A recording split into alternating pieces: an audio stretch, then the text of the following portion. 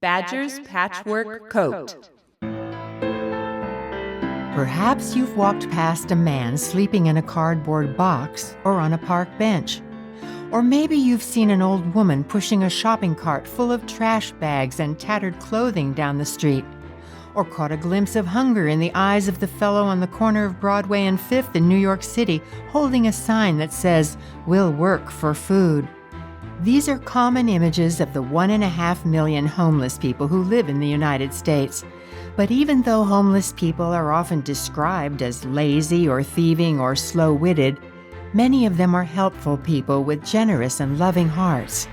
Pastor Dennis reminded his hometown church in Minnesota of this important fact at the close of his sermon. So on this cold winter day, we should remember those in our community who don't have the blessings we take for granted. Come and volunteer with me at our local soup kitchen on Tuesday night. Together, we can share warm food and good cheer.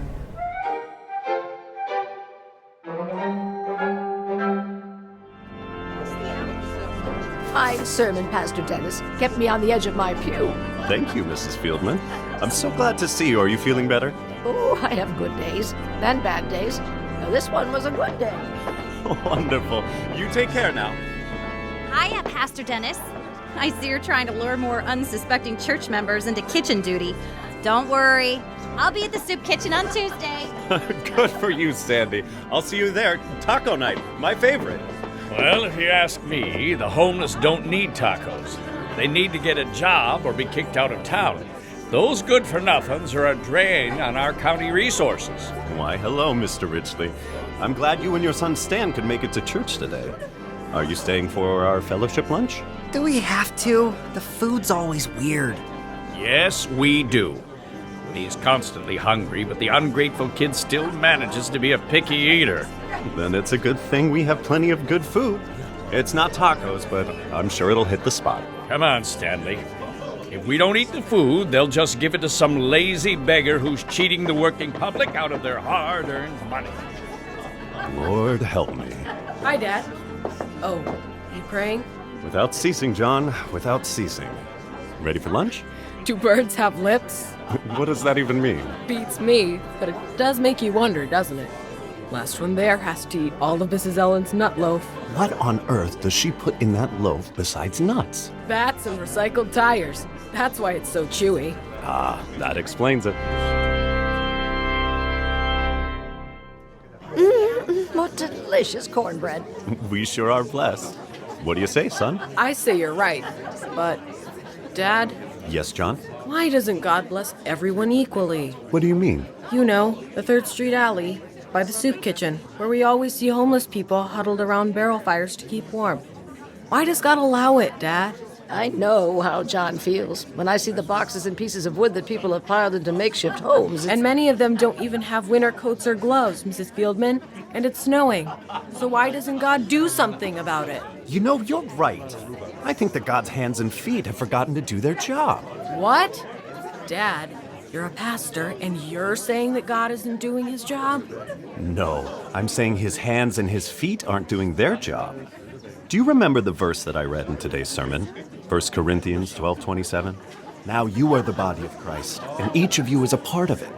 You and me, anyone willing to partner with God, can be his hands and his feet to help the homeless. That's right, Pastor. Even me? Well, sure, why not? What can I do?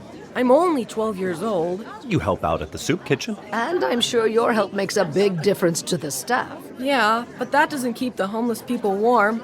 They need coats and hats and gloves. They need wool socks and boots.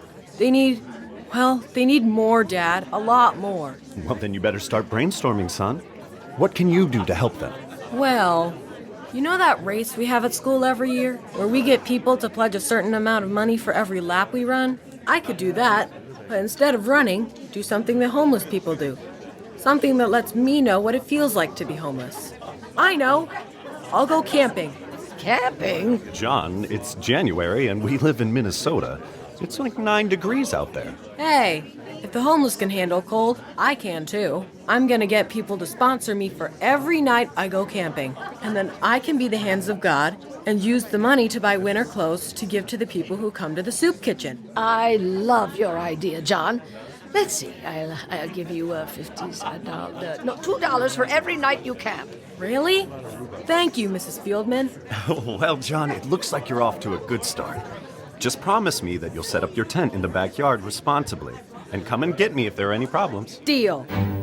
Later that week, while John pitched his tent in the snow, Pastor Dennis enjoyed the fellowship of friends as they worked together at the soup kitchen.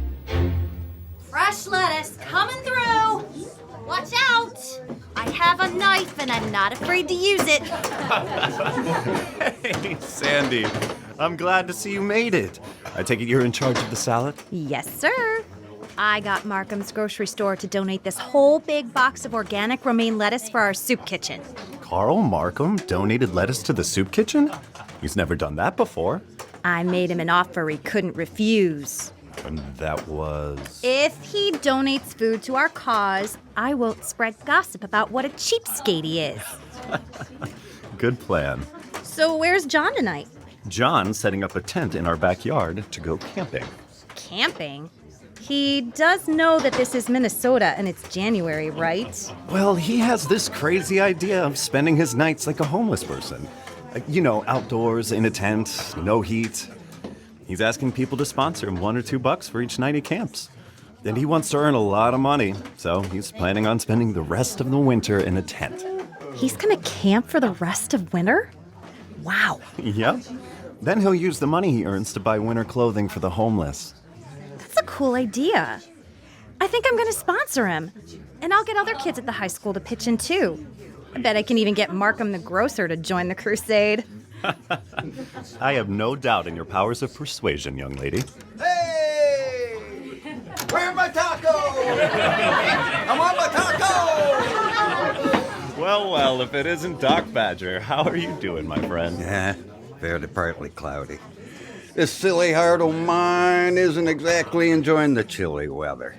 Being homeless isn't so bad in the summer, but winter sucked the life out of you. Have you seen a doctor? Oh, yeah, I did. He said my heart was in bad shape, but I already knew that. I hope you can get the help you need. And please, tell me if I can assist you in any way. I have a lot of contacts, and I'll help you in any way I can. You just say the word. Thanks, Pastor, I will. I know you were an Army medic during the Vietnam War, but you need professional medical care now. You take care of yourself, okay? I wouldn't want our soup kitchen to lose its most loyal customer.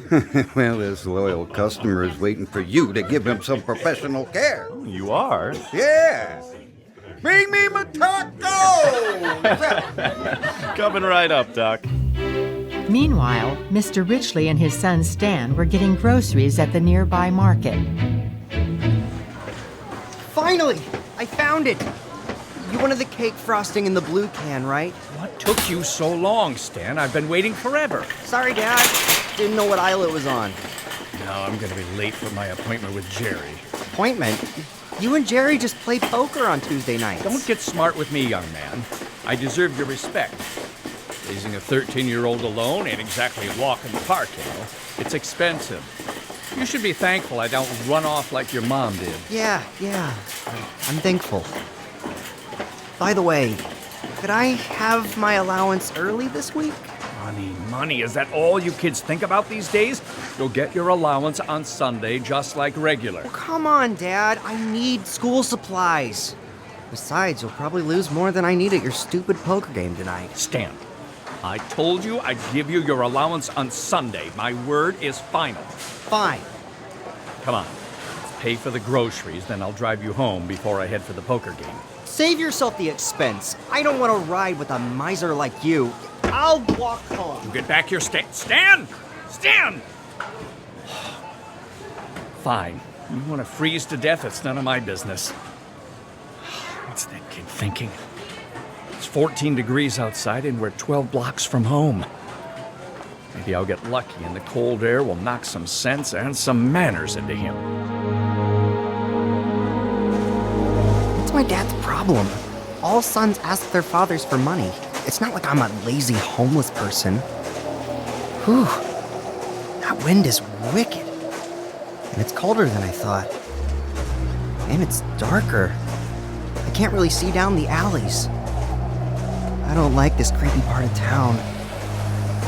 Yikes. There's a tough-looking gang of guys in the shadows of that building. Oh no. They've seen me. And they're coming after me. I can't run any faster. But they're closing in. This is not good. Hey, stop chasing me. Go away. Gotcha! Just let me go. Help. The kid got knocked unconscious when his head hit. Come on, guys! Now he can't whine at us while we steal his winter clothes.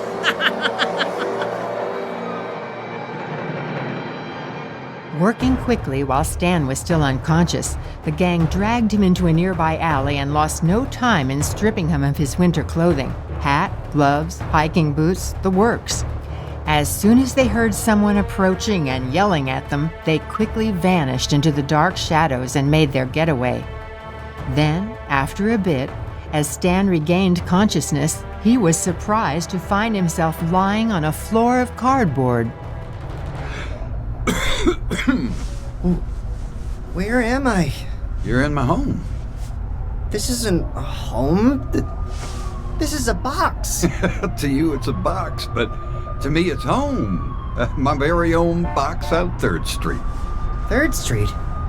The homeless alley? Well, we locals prefer to call it the lodge. It may not be luxury, but it's a place to get out of the wind. Who are you?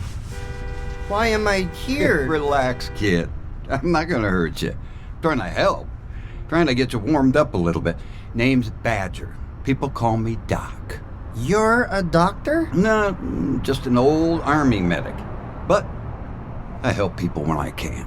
You were mugged about a block from here. Mugged? Yep, happens all the time in this part of town. As I was leaving the soup kitchen, I heard you calling for help, so I ran to help and scared them away from you.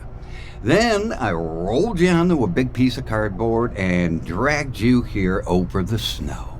Wow. Why'd you help me? 'Cause it's the right thing to do. Thanks. But I gotta get home, and Now, don't try to get up just yet. How's your arm? Can you move your fingers? I think so. Yes. Good. And the gash on your forehead has stopped bleeding. But you may have a cracked rib or two. You'll need to get x-rayed. My dad'll love paying for that.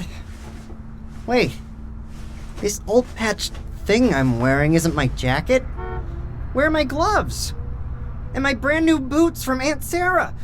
Did you take them? Yeah, kid. I saved your life. Put my coat around your shoulders to keep you warm. Dragged you through the snow into my home. And then I stole your clothes. I'm sorry.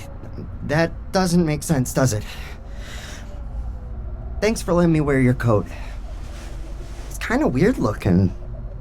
What are all these patches for? All different colors. Those patches used to be the clothes of people who lived here in the lodge, the 3rd Street alley. They were my friends.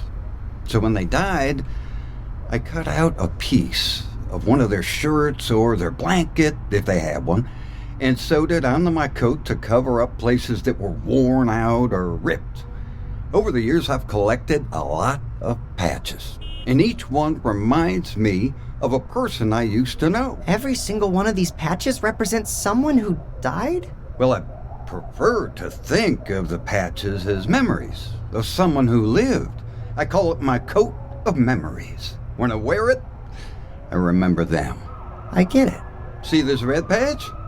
It's from a dress that a young woman named Emily used to wear. Emily lost her family in an automobile accident and couldn't get over her grief. But she always had a bright smile for me.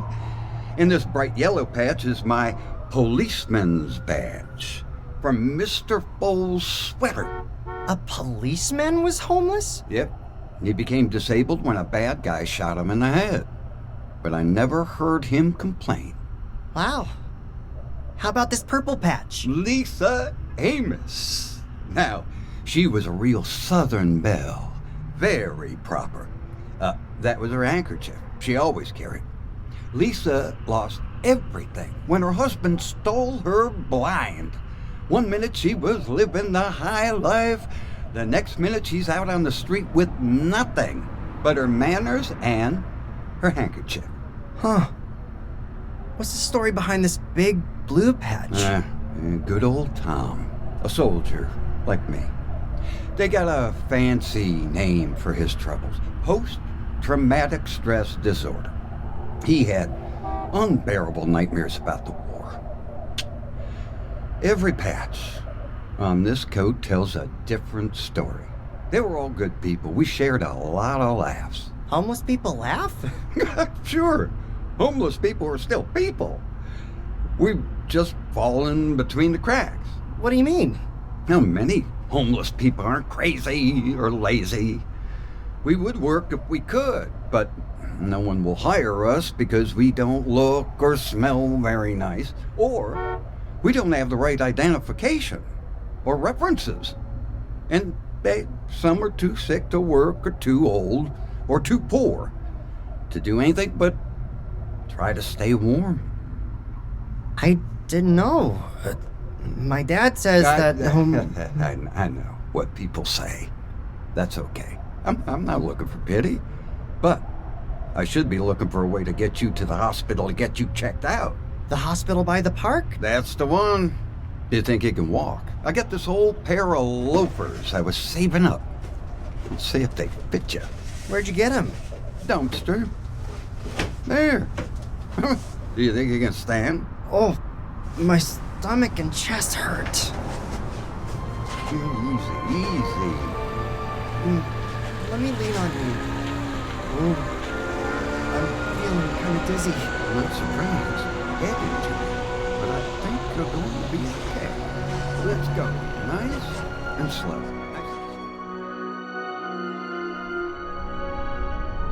Here we are. The emergency room's right through those double doors. You just hobble in there and tell them what happened. They'll fix you right up.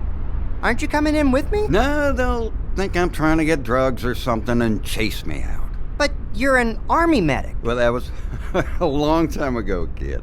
Besides, you'll have to tell the police about being mugged, and they just might think I did it. But you didn't do it. I'll tell them the truth. When it comes to homeless people, sometimes nobody believes them. It's best you go in alone, kid. Come over here, Doc. Look inside. See? It sure looks nice and warm in there. A lot better than out here in the cold. Come on, let's go inside. Doc? Hey, Doc, where'd you go? Hey, you forgot your code of memories. Hello, young man. I'm the ER nurse on duty. I saw you standing out here. Do you need help? Yeah, I guess so. What happened to you? I was walking home, but I got mugged. They knocked me unconscious and took my stuff. But he saved me. Who saved you? Doc Badger. Dr. Badger? I don't think we have a Dr. Badger here. He was just standing here next to me. Doc was an army medic. He helps people. Sounds like you might have a head injury. No, see, he gave me his shoes. And his coat of memories. Now he doesn't have a coat. He'll be cold. I have to find him. Well, first we have to get you out of this cold. Come on inside with me. No, wait. Doc Badger, where'd you go? Despite Stan's pleas, the ER nurse guided him into the hospital so his injuries could be assessed. And though Stan agreed to cooperate, he refused to let the patchwork coat of memories out of his sight. He knew he had to return it to its owner as soon as possible. But when it was time for church some days later, he still hadn't been back to 3rd Street. He hoped his dad would drive him there after church. As all of you church family have probably heard by now, my son John is camping out in our backyard to raise money for winter clothes for the homeless in our town. If any of you would like to sponsor him, see him after the service. And yes, he knows it's January, and yes, he knows this is Minnesota. Go John! Well, it seems John has a fan club. Thank you, Sandy. And of course, we need to say a big thank you to God for protecting Stan Richley. As you can see from his bandages, he had an ugly run-in with some bad guys near 3rd Street this week. I'm so happy you're here today, Stan, and I'd love to hear your story after church.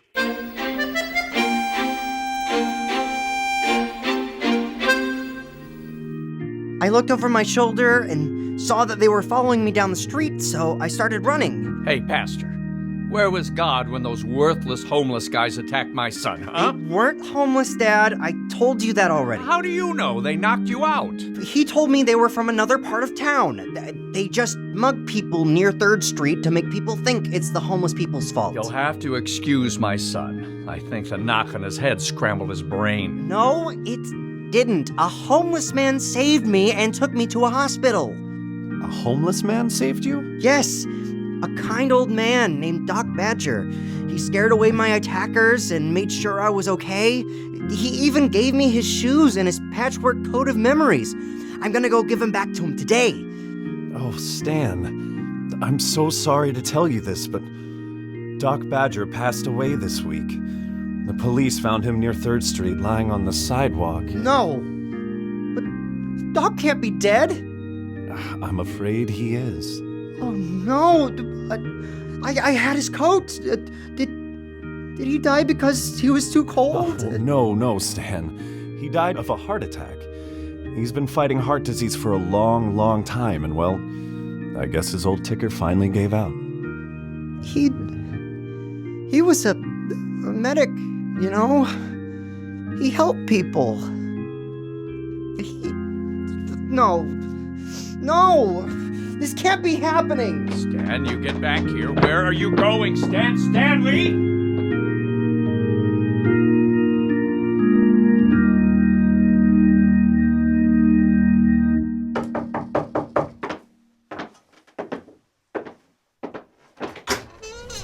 Why, hello, Stan. Come on in. Hello, Pastor Dennis. Where's John? He's in the backyard setting up camp for the night. Good. I'm gonna camp with him tonight. Does your father know about this? Yeah, and he says it's okay. I won't be around to bother him if I'm camping with John.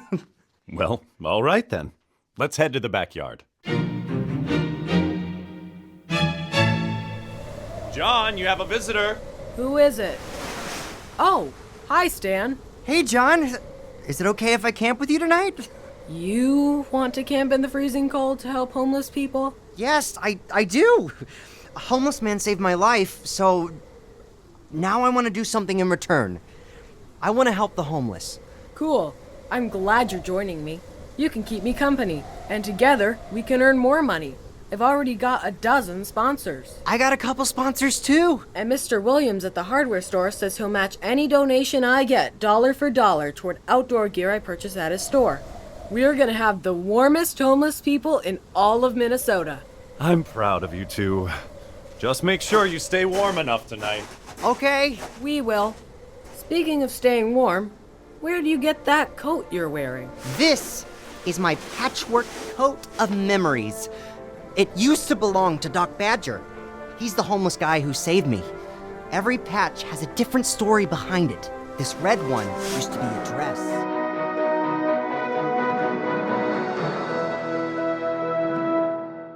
Well, what an amazing adventure, Aunt Nikki. Were you able to figure out the important lesson in the story? Actually, I learned 2 lessons.